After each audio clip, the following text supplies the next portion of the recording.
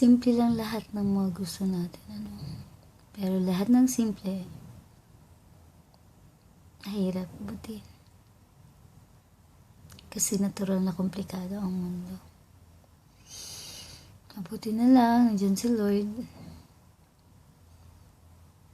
para gabayan tayo na magpatuloy dun sa mga simpleng bagay na gusto natin abutin sa buhay natin. Minsan sa kakaabot nun, may mga bagay kang dapat iris.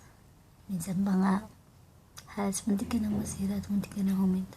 Munti ka nang mag-give up. Pero dahil sa Panginoon, nagpapatuloy ka pa rin dun sa mga pangarap mong simple lang.